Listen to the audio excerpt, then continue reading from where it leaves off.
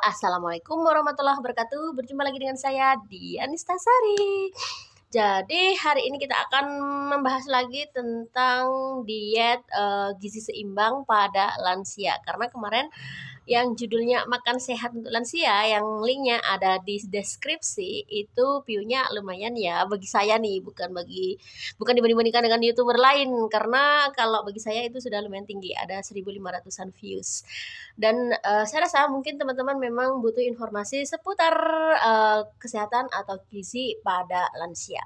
Jadi pada lansia ini sering terjadi permasalahan gizi karena apa? Karena kurangnya kepekaan, misalnya kepekaan rasa haus, kepekaan rasa lapar, kemudian terjadi juga penurunan metabolisme, kemudian penurunan fungsi organ, sehingga banyak sekali terjadi permasalahan-permasalahan atau gangguan kesehatan yang harus disikapi dengan banyak menambah pengetahuan ya, supaya bisa menyikapinya dengan benar.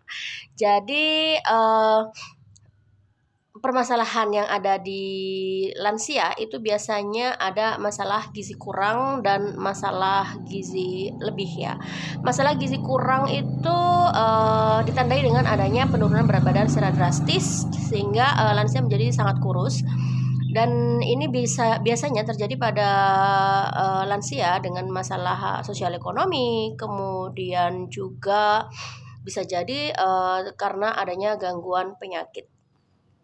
Jadi karena adanya defisiensi dari beberapa vitamin, misalnya vitamin A bisa terjadi gangguan mata dan tubuh mudah sakit, kemudian vitamin C sering terjadi sariawan dan gangguan gusi berdarah, kemudian terjadinya defisiensi besi misalnya, sehingga terjadinya anemia, kemudian terjadinya defisiensi kalsium, sehingga tubuh mengambil kalsium dari tulang, dan ini bisa mengakibatkan pengeroposan tulang atau osteoporosis.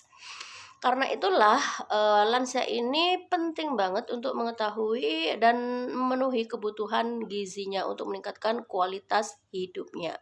Apa saja gizi yang diperlukan bagi lansia? Yang pertama itu adalah sumber tenaga atau energi.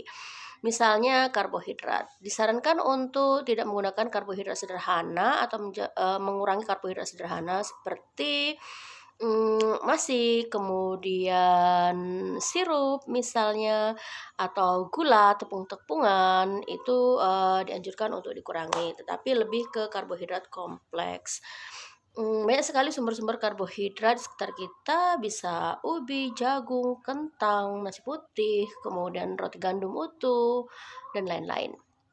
Dan yang kedua adalah sumber pengatur. Zat pengatur ini misalnya vitamin, sumber vitamin dan mineral, yaitu sayur-sayuran dan buah-buahan. Disarankan untuk lansia mengkonsumsi sayuran dan buah-buahan untuk menghindari adanya konstipasi atau susah buang air besar, kemudian juga untuk menghindari wasir, dan kalau yang lebih seriusnya adalah gangguan kanker usus.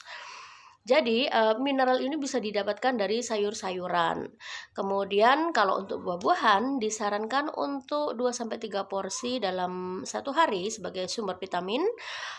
Misalnya apa? Misalnya yang dianjurkan adalah apel, alpukat, kemudian pisang, pepaya, anggur, melon, semangka, dan lain-lain sesuai dengan kesukaan dari lansia. Tentunya kalau ada gangguan penyakit-penyakit tertentu yang membuat lansia tidak bisa mengkonsumsi jenis buah tertentu, itu bisa dikonsultasikan dengan dokternya ya.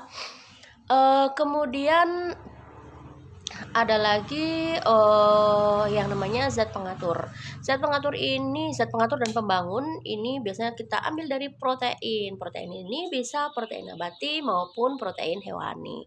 Protein nabati contohnya tahu, tempe, kacang-kacangan. Kemudian kalau untuk protein hewani bisa ikan, telur, kemudian daging, unggas, atau ayam, tapi disarankan yang tanpa kulitnya ya, sehingga menghindari lebih banyak lemak. Dagingnya juga disarankan daging rendah lemak.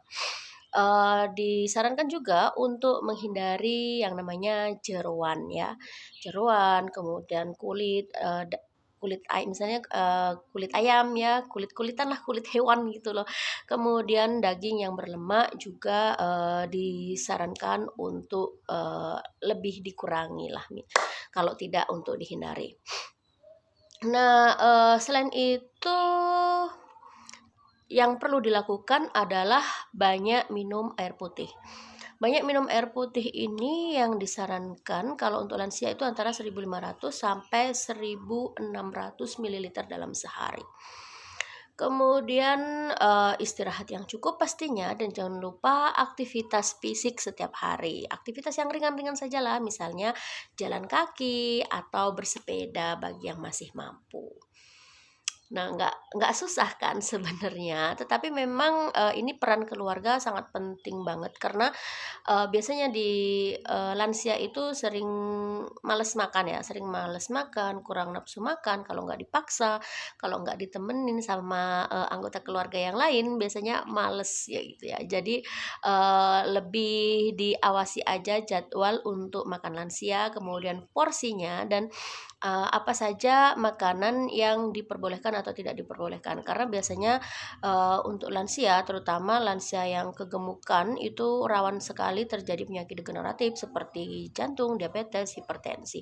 Tentunya kalau ada gangguan-gangguan penyakit penyerta lainnya, itu bisa dikonsultasikan jenis makanan apa saja yang bisa dikonsumsi atau tidak oleh lansia. Tetapi di Indonesia sendiri, kalau secara umum kebutuhan dari kalori bagi lansia itu untuk laki-laki 200 kalori, sedangkan untuk perempuan atau wanita itu 1.850 kalori. Dan disarankan untuk makanannya bervariasi setiap harinya ya, tidak makanan itulah saja. Jadi biar lebih lebih menarik, kemudian lebih beragam dari kandungan nutrisinya, dan juga tidak bosan. Jadi nafsu makannya tetap terjaga. Dan usahakan bahwa lansia itu harus selalu bahagia ya. Jadi selain mendekatkan diri kepada Yang Kuasa, pastinya rajin olahraga ini sangat penting banget. Kenapa? Karena dengan rajin olahraga akan meningkatkan hormon endorfin, serotonin, yang akan mengakibatkan pikiran menjadi lebih rileks dan bahagia. Oke, janji ya kakek nenek, mulai hari ini tetap selalu menjaga makanannya, makan walaupun tidak nafsu makan, makan 3 kali sehari, banyak makan buah, banyak makan sayur, dan pastinya rajin olahraga, cukup tidur, banyak minum. Semoga selalu sehat sampai akhir hayat. Terima kasih. Wassalamualaikum warahmatullahi wabarakatuh. Bye-bye.